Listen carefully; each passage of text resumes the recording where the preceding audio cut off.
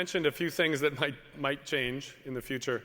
And we wanted to talk a little bit about the transformation that might play out, how it might play out with manufacturing. So additive manufacturing today is a piece of the puzzle, but what is it really going to do to transform manufacturing? What is it going to do in the factory? What is it going to do for design, for how you market your product? And what is it going to do when traditional ways of manufacturing things shift as well? How much will we be doing stamping and injection molding and other forms of manufacturing, and what's the balance between those things? And so we thought it would be pretty exciting to get up a number of industry experts and just put the question to them, where do they see the transformation of manufacturing going?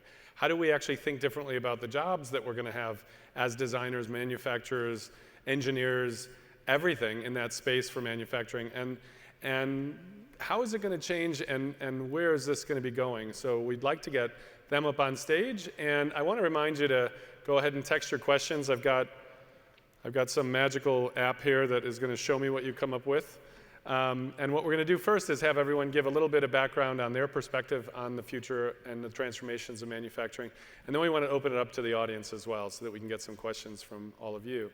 So I'm excited by this. I'm very nervous, and I'll tell you why I'm excited by this. I'm nervous that when any new technology comes along, we tend to use very sort of traditional ways of doing things. When Gutenberg came out with a printing press, he was interested in printing illuminated Bibles. And so for a long time, printing presses were used to continue to make illuminated Bibles. It took a long time to get out of that traditional thinking of I can take that same thing and do it with a new technology, to actually get expressive, to get over the design fixation, and suddenly we're doing billboards and comic books and we're printing on actual products and things like that. So how do we get past the traditional use of these new technologies and into an expressive use? How do we break the design fixation of more than 100 years of the current way that we manufacture and do things? And that's what we want to talk about. So I'd like to welcome all of our presenters up on stage, or panelists. So come on down. We've got some really interesting teammates here. Where are you at, guys? So Vijay from 3D Systems, come on up, and Greg from GE Aviation, and Fried from Materialise, and we're also going to have Stephen from HP. So come on up, guys. See, they didn't even think about giving me a chair, because I actually work best if I'm standing, so this is a healthier thing. So transformations in manufacturing.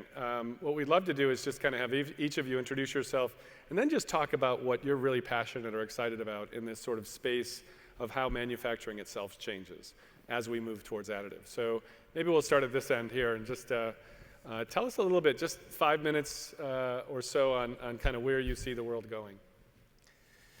Well, hello everybody. Yes, I'm Fried Vancraen. I'm founder of Materialise, and actually, our take on 3D printing was really from our very beginning. Actually, with a capital of 150,000 euro, we bought a machine of 250,000 euro. So the only thing to survive was to do something useful with that machine.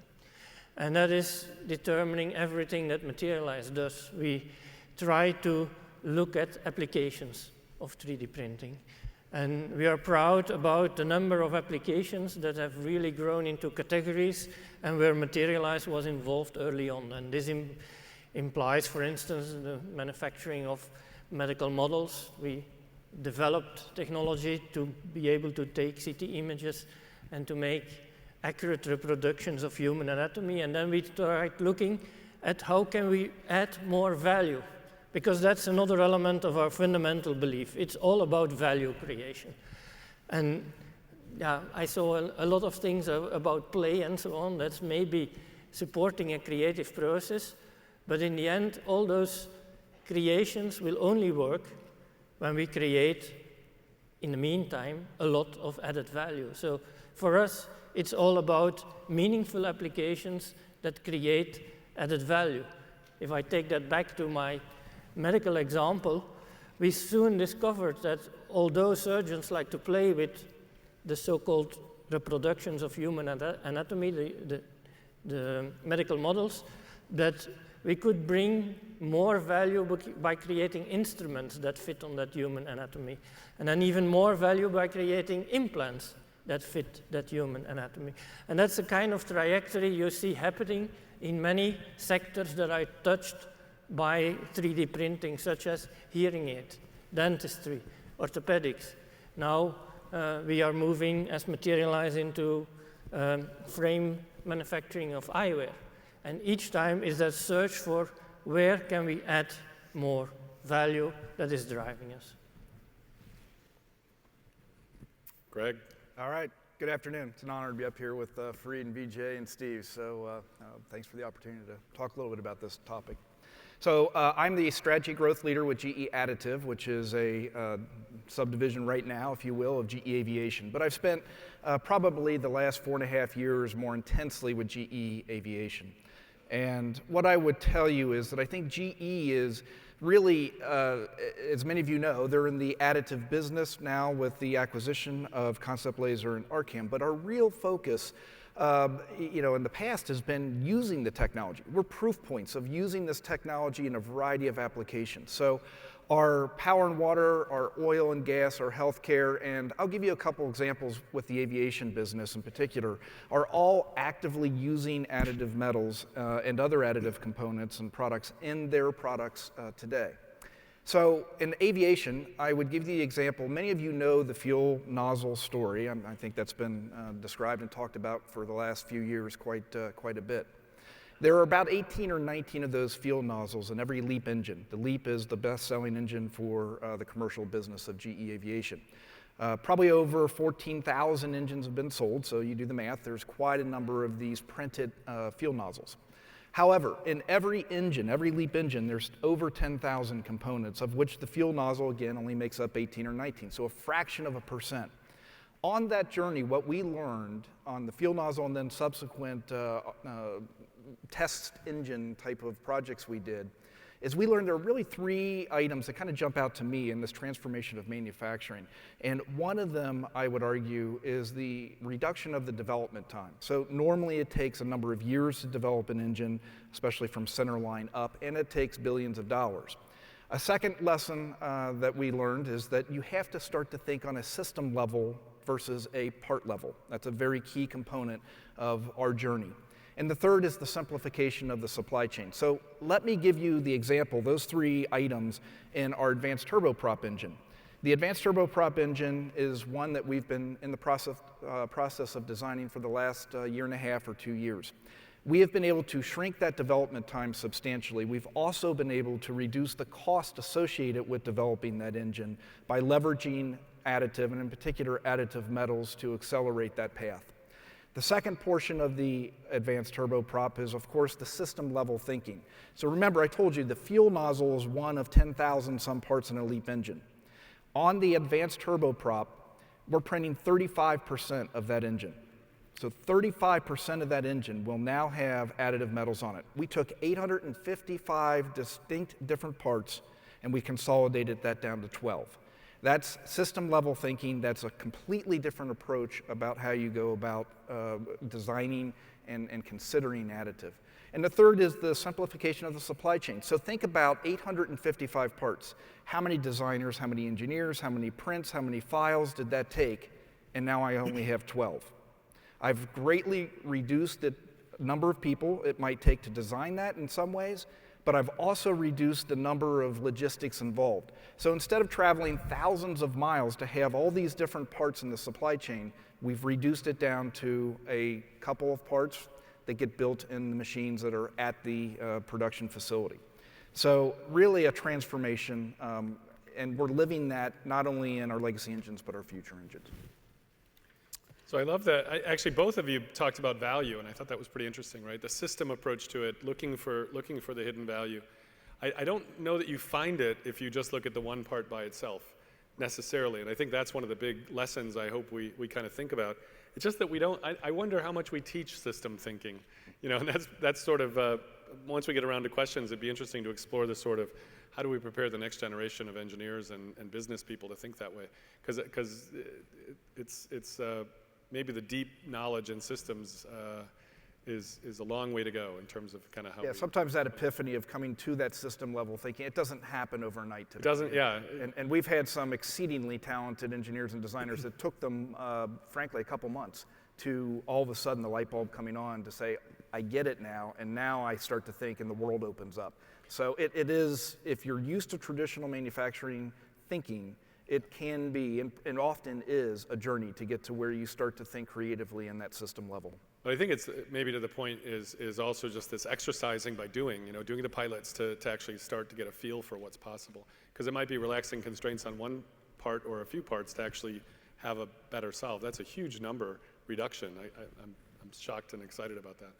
Vijay, talk a little bit about 3D systems and what's going on. Yeah, I think, first of all, Chuck Hull invented 3D printing. So we are very fortunate to be having him as a CTO. And I think as both Fred and Greg talk about it, it's all about system thinking. But I want to start by what, Mickey, you talked about. We are at the intersection of the bits and atoms. But I want to add genomes to that, because I really believe it's about biological, physical, and digital. And I think the intersection of that is where the opportunity is. And why I say that, so let me just give you a very different example. I think Fred was talking about it. But if you think about it, we have 206 bones in our body. And there are 7.5 billion people. You like trillion, so that's 1.5 trillion custom parts business that you could have if you could figure out how to do 206 bones. So you think about how you want to think about it is just how are we going to add value. And as the mass production to mass customization, as you think about this intersection of physical, digital, and biological world, it's all going to be about molecular economy. What I mean by that is it's going to be about material science. Because material science is the way you're going to control the biology or control the chemistry. And if you want to really be in production, where I really believe the opportunity is, you got to start with what are we trying to do with it, in a system thinking that you are talking about, how are you going to create a completely new thing? How are you going to create new shapes, new ways from the design point of view, so that you will be able to drive a completely new thing that you're not able to do that. So healthcare, why I get excited about healthcare? Let me just go specific. This is not like 10-year vision that I'm talking about. Let's start with simple stuff. Like, I have something in my thing here, dentures. Most of the dentures are done right now, in a manual process. Very inaccurate, people go back and forth. And as I said, 32 teeth, 7 billion, you got the numbers, right? So if you can create with a digital workflow, with a material which you could put inside the mouth, and you have a denture, you're going to have incredible customer satisfaction, because this will fit all the way. This will be a tremendous opportunity. As I said, if you can do trillion parts, it's a big opportunity, but it starts with the material. You got to have a material which can work inside your mouth for many, many years in that kind of environment. So you have to really think about this opportunity is not about replacing, molding machine or replacing an NC machine. This is about something, that's the intersection that I'm talking about, in terms of physical, digital, and biological. Starts with the material. The second very important thing that you talked about is you need to really look at completely differently in terms of the supply chain. If you want to really do something where you could bring all that manufacturing in a custom way, that is going to be very different. It's not a mass production. You need to really think about how we can make this into the production technology. So what does this mean? Productivity, the repeatability and durability of the part, and total cost of operations. See, what I worry about right now, the industry is just talking about, hey, how fast I am. Let's talk about how am I going to put that into the floor. Let's, just like design engineers, think about the manufacturing engineer and manufacturing manager. What kind of a floor space I need? What kind of number of operators I need?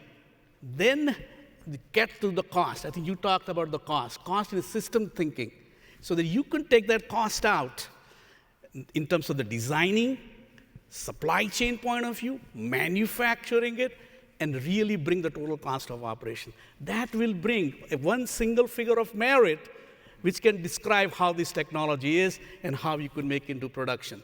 The other thing that we talk about is the workflow. You got to think about software, as you mentioned, Vicky. You got to think about that, how am I going to do this thing? The creativity aspect of it, so that I can go from concept to production in a very easy to use fashion. Once you have that, well, you can go from concept to production in custom, complex, with a cost structure that there is no thinking.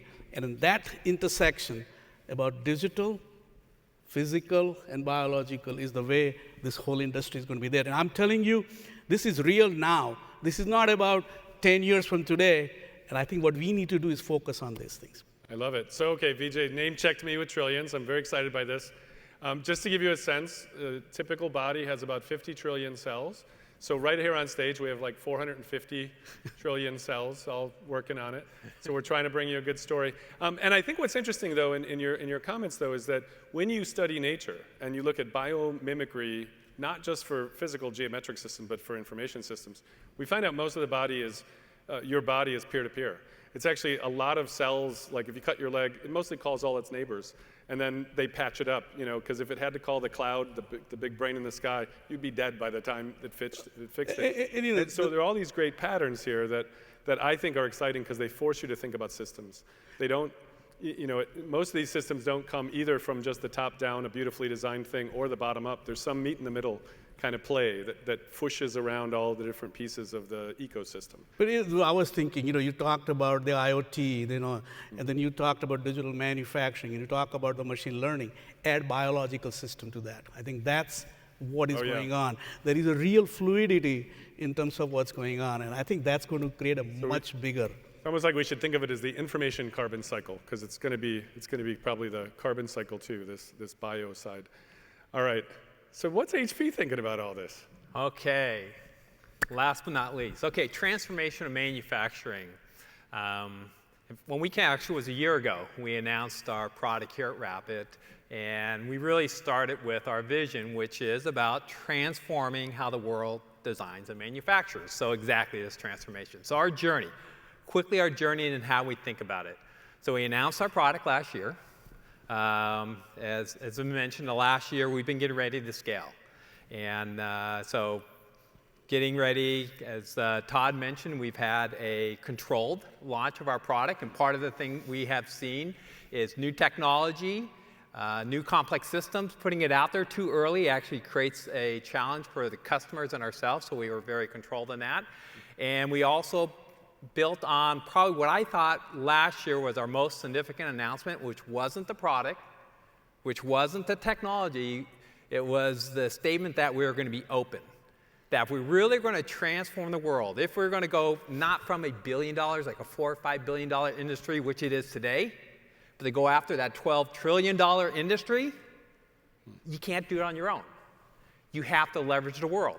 And so we said, as a philosophy, we're going to be open. And one of the things we announced last year is we're going to have this open material platform that Todd just mentioned. So in the last year, we've been getting ready to scale. And we've been building on an open platform. We announced our application lab. We have our material partners coming in. The ones have been announced and others. Working on developing materials that they'll bring to market on our platform. So we just think it's so important to have a platform to go after that large market opportunity. So that's kind of it. So here we are today.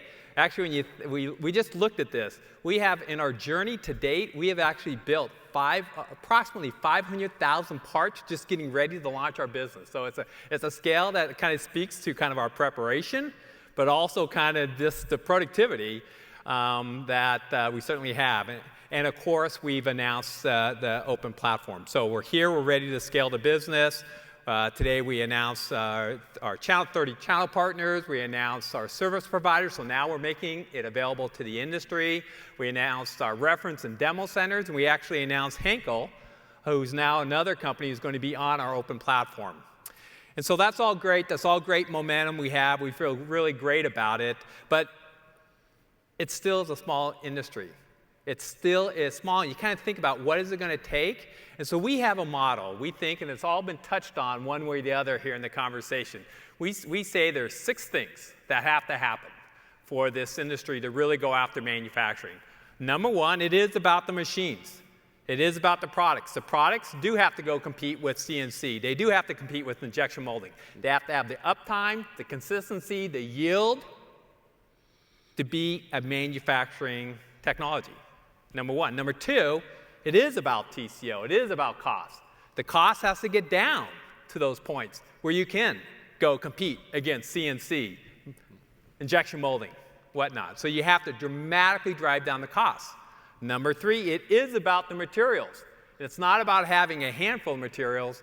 It's about having thousands of materials ultimately. And the only way you're going to do that is platform. So I mentioned our open platform. We've had the partners we've announced. We actually right now have 50 material companies we're working with who are looking to develop materials for our platform. That's how you get scale. Number 4, it is about design for additive. It's about thinking differently. It is a system thinking. It's how you bring it together. You have to think different. So you have to get those basics right, but then you have to design, think differently. Number 5, it's about new supply chains. It's taking advantage of everything you just put in place and creating a whole new design supply chain to take advantage of those new capabilities. And last, but certainly not least, it's about paying attention to standards and regulations. Because if we're really going to go after and change manufacturing, there's a lot of standards that have to be created, and there's a lot of regulations we have to address. So that's our kind of our framework. Those 6 elements are the things we're systematically going after. Improve the products, go after kind of very high performance, high quality, consistent uptime, dramatically bring down the material price, dramatically increase the number of materials, partner to get new tools, to do new additive designs, work with customers, work with SAP, work with Siemens, and how do you design these new supply chains. And of course, ultimately as an industry, we're going to have to work together to go after and establish those new standards, those new kind of regulations, allow 3D to kind of get into many of the industries. I'm sure you guys have definitely faced that in aerospace. So that was a lot, and I started taking notes on this because what's kind of interesting here is it's a little bit of everything, and you brought up standards, which I don't think anyone else necessarily mentioned, but I'm sure it's in the back burner of everybody's head. It's just sort of how do we make sure that this is trustworthy and that it meets requirements and things. And you also brought up open, this idea of an open platform, open ecology. I think that's exciting. We've got a bunch of questions from the audience. I don't know how many we'll make it through, but I want to see if we can get through a few of these. So one of the questions was GE's example of taking 855 parts and going down to 12, and thinking about what 35% of the parts in that engine.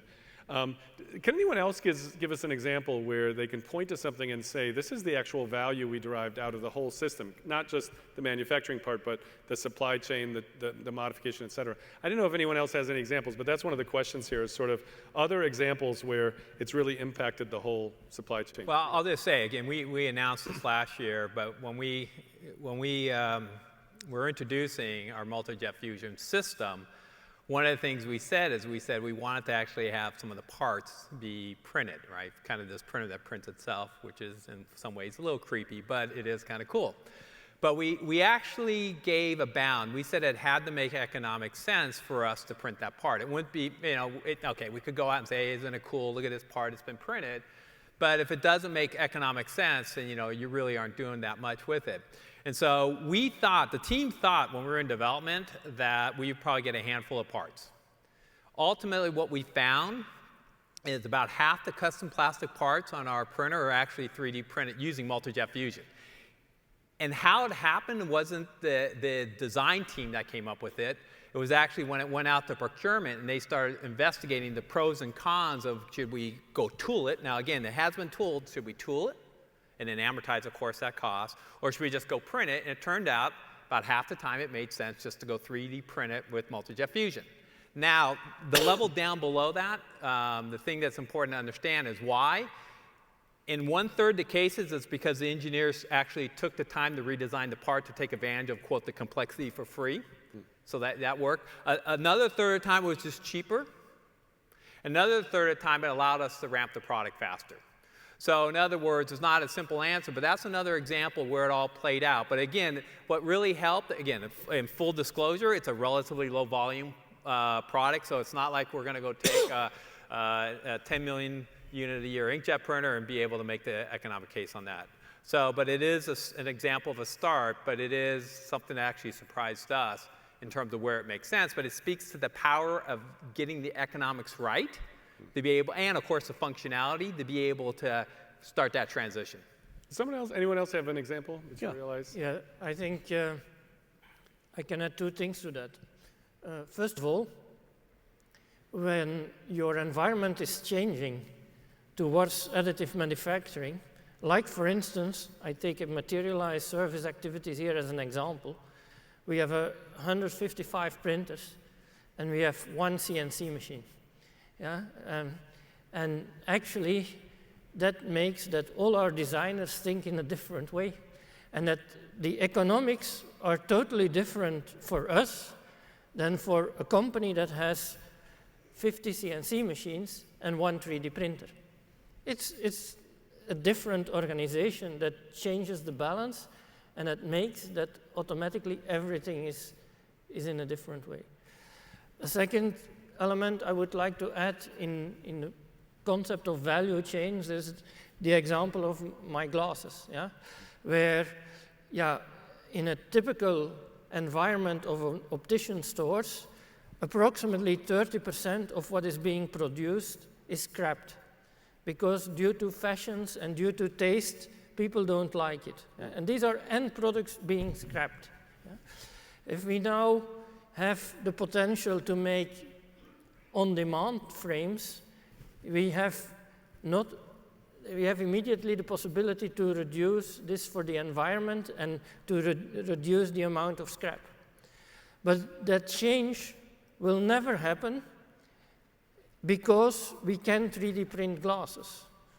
It will only happen because with 3D printing, we can create better glasses than ever before.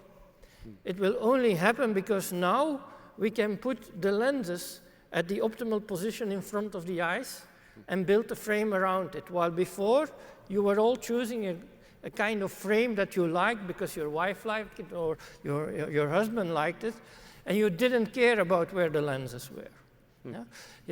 Which resulted in many situations that all of your working day you were having a suboptimal experience with your glasses. And this is where we can truly make a difference. This is what will drive the transition and the transformation process in the eyewear industry, with the additional benefits of the logistics, but not because of the logistics, only as a consequence of a higher value product. So, I want to give two examples. Yeah. The first example is dentistry. If you think about a crown, if you're trying to get a crown done and you go to a dentist, and they will charge you $1,200 to $1,500. The dental lab provides that crown for $150. It's a subtractive process. They use a milling machine, start with a block, and cut it to a crown. When you have additive, and that's the technology we have with the material and the technology we have with Figure 4, it's a 2 gram of material, not starting with a big block. So already you got a tremendous cost reduction. You have environmentally much, much better. Plus, that lab, because milling machine only can do crowns. You could do dentures, you could do surgical guide, you have a much versatile machine. So the value creation that we are talking about is completely different. And I think that's where the additive manufacturing is going to do. So, or you think about an industrial customer, that they have a complex part that they can't do, or if they do it in a traditional way, their yields are very, very low. Now, you do that part in, basically 1 million parts a year, where you have total cost of operation. Compared to the traditional process, you could do it, or even with any other 3D printing, you have a 1/3 the cost of the part that you could do. Suddenly, it opens up a completely new application. Well, it sounds like everyone's talking about this sort of value, looking for new value or hidden value, not in the same place, but maybe in different places. Greg, I feel like I should probably give you the last word on this particular question. But a lot of times when we hear these stories, we hear them looking back. Like they're this beautiful history. We found out how to do it. We took 300 and some parts and we got it down, or 855 parts and down to 12. A lot of people in this audience are trying to actually start the process today. And I would be really curious about sort of looking back, how did you actually get the will or the energy to trust that maybe there might be something, or just a little bit about how anyone here could start that journey, and then what value, if you could give me the two-part, how did you get started and actually believe in this? And then also, what now do you look at when you actually make your case? Because that's probably an easier case to make now, but what are the things you look at when you're making a case? Yeah, so first of all, I'm getting a little nervous what else you're going to pull out of your pocket here. You got teeth and those are cool things. You could pull a jet engine out. Yeah, jet engine, yeah. See, well, that's the difference, right? You can't go through airport security with all the stuff we do.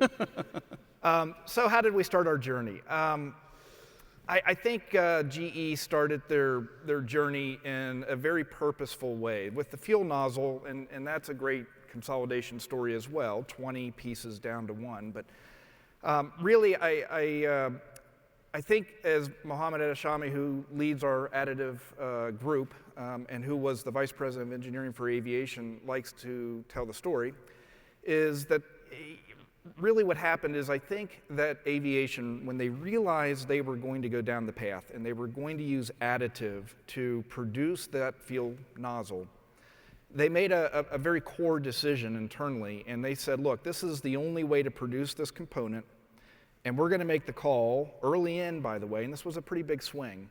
We're going to make the call to basically burn the boats behind us.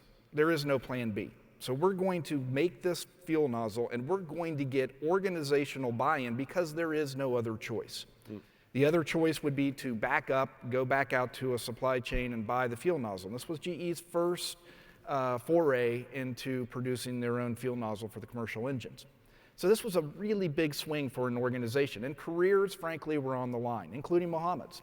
So when he made that decision, the organization did not have a choice. And I think part of the problem I've always historically seen is if you have a plan B, and plan B is the traditional, comfortable way of doing things, it's really easy to fall back to plan B. And I think you have to have the fortitude to be able to say, this is disruptive and I'm going to pursue this because of the inherent advantages it gives me. Feels like the Sun Tzu, sort of art of war, put the army on the island and then burn the bridge behind them. There's a sort of underlying strategy that you have to believe and try to find that space where that possible economic value is, and bubble up those things where there's waste. Yeah, and in fact, that's exactly right. And in fact, what we did from that experience is the next step on that journey was success with the fuel nozzle, and a lot of things still to prove out, but they saw that light at the end of the tunnel. The next step, about 2.5 years ago, was a decision, again, Mohammed and his team, to say, let's take a small engine. So we took a CT7 engine, which is a helicopter engine, turboprop engine. And he sent a group of, I think, 5 engineers and designers, 5. And he said, all right, you guys, take the CT7 engine, throw everything you think about it away, start with a clean sheet of paper, and try to make as many additive parts as you could possibly make.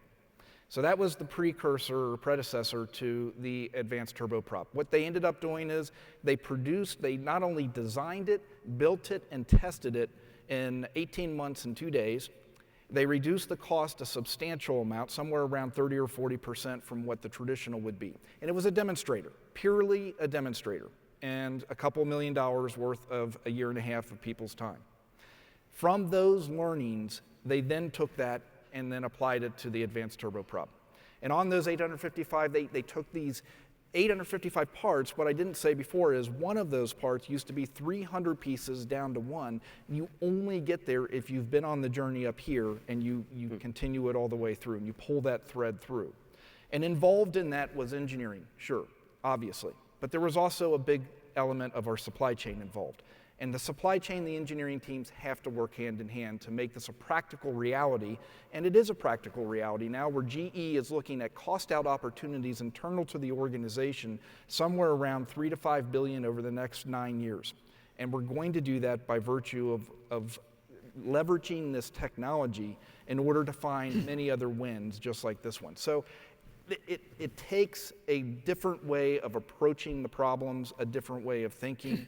And it does take a little bit of fortitude to be able to say, I'm going this direction, and there are probably many risks associated with going down that road. So we only have maybe about 5 more minutes, and the question that's coming up in various flavors is all around sort of how do we prepare the teammates, the employees, the different people that are on your teams, their partners, and others. How do we prepare the engineers, the designers, the business people, the supply chain people, everybody, to think about this differently?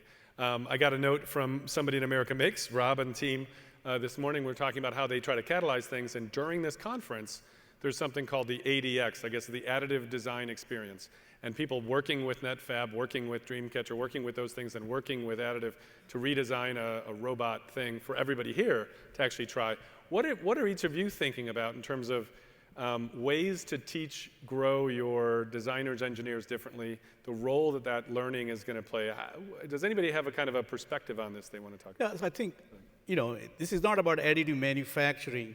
It has to start with the design, because the starting point is the design, because you're creating more shapes, more ways, and you got to have that kind of a freedom. The complexity is free. You need to really say, don't get limited by the design rules of a molding machine or an NC machine. If you have to start from the beginning, how would you think about it? And I think that's the first thing, is the freedom. So more of a mindset shift. Exactly. But I'm really interested. I mean, a number of these questions are around sort of the, okay, but what are we going to do? Not necessarily retraining, but growing our teammates. One suggestion was the piloting stuff, but what are some other things? Well, I actually think this is a great example where, as an industry, we ought to come together. Because I don't think this is a question for any one company, though I think it sounds like GE is doing a fantastic job.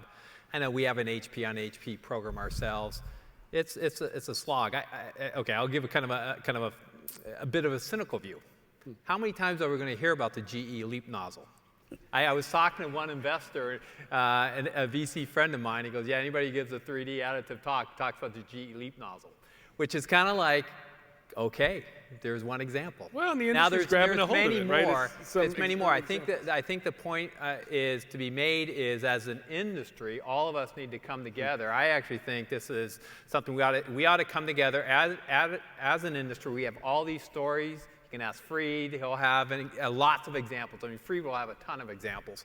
But how do we get that out there? Because it's seen as believing.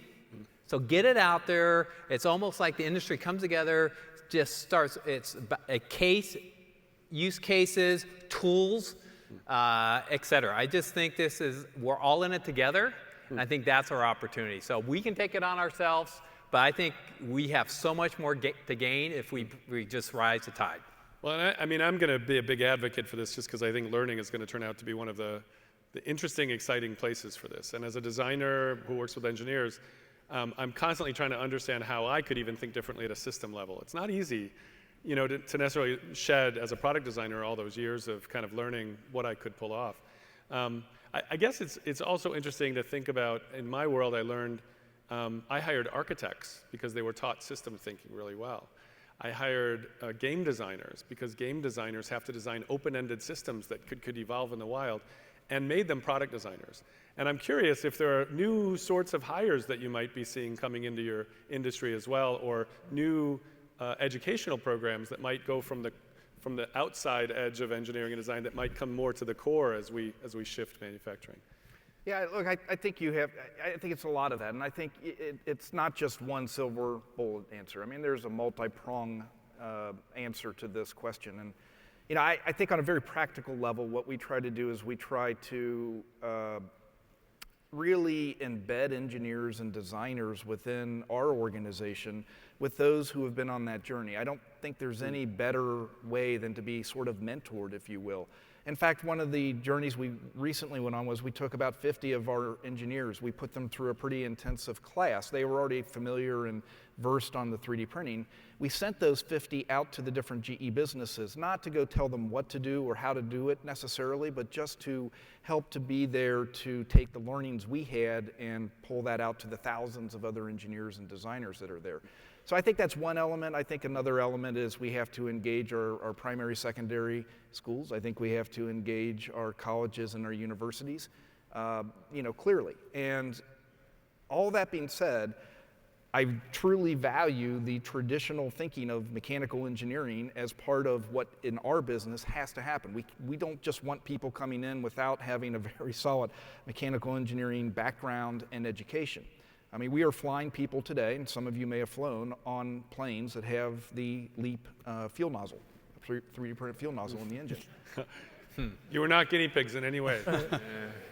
Well, we've run out of time, but I just wanted to ask if anyone has a last word, like something people should walk away with today that we haven't talked about yet. Just any last word that you want to throw out there as our time runs out. Well, I think it can't be like the last 5 paragraphs. the only thing I just think that the standardization that Steve talked about, I think we got to come as an industry, and then I think the benchmark work that you were talking about, how do you really do that? I think we got to do that because I think there is just so much stuff which is really not, how do you really say total cost of operation? How do we, as an industry, talk about that people can understand? How do we really make sure that we talk about productivity in the same way? Like a single finger of merit. When you think about any technology and how it can advance, you got to have the same way to describe it, talk about it. So what Rob is doing, in Make America, let's just make sure that we do that, as an industry-wide. And I think that's something that we would like to do. Anybody else? Well, I see one thing is, let's not forget that we are building the material while we are 3D printing, and we still have a lot of issues with our process control in order to become more reliable. Many applications are not reachable because of the fundamental process issues that we still have. And I think that's where we as an industry have to work together to get more control over things. And now we are trying to do everything. I think we have to specialize and to work more together to some extent. Nice. And last point is, we are many engineers here in the room, but actually we need to get the message out beyond engineers, or keep getting the message out, because your example and every successful example that I have seen is related to a change in business model. And that involves much more people than the designers and the engineers. That involves everybody in the company or everybody in society. Well, I want to thank you got something? One more thought. I'm going to give one more then thought Jeff, come on back as a roadmap. I think an interesting parallel would be the semiconductor industry. So go look at how the semiconductor industry developed over time. Very process intensive, how it had to leverage the world, had to create new design tools, how it created things like tech semicon, it became an industry, how governments got involved. If you actually go look at the semiconductor industry, very process intensive. I think there's a lot of good parallels, and when we think about, or certainly when I think about how we want to evolve our play and how the industry comes together, I would suggest the semiconductor industry is a very good model for this industry to kind of look at and try and model. A number of people here mentioned pay attention to other things out there. The biological side, look at the semiconductor industry. VLSI, the initiative for that was a huge deal, and it was a big public-private partnership that led to a really rebooting of Moore's Law.